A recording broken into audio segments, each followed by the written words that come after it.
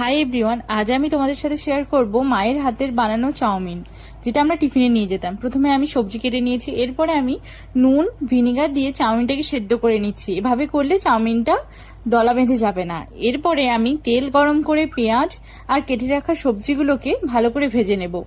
তো কেটে রাখা সবজিগুলো আমি এখন দিয়ে দিচ্ছি, আর এর সাথে দিয়ে দিচ্ছি 3টে চেরা কাঁচা লঙ্কা।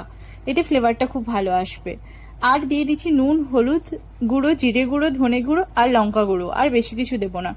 দিয়ে ভালো করে সবজিগুলোকে ভেজে নিয়ে তুলে রাখতে হবে। এখন আমি সবজিগুলো ভেজে নিয়ে তুলে নিয়েছি। এরপরে আমি সামান্য তেল দিয়ে ডিমটাকে ভেজে নেব। ডিমটা আগে থেকে আলাদাভাবে ভেজে নিয়ে তুলে রাখবো। এরপর কড়াইতে তেল দিয়ে আবার চাউমিনটা দিয়ে আর যে ভেজে রাখা সবজি আর ডিমটা দিয়ে ভালো করে আমাদের কিছুক্ষণ নেড়ে চেড়ে মিক্স করে নিতে হবে।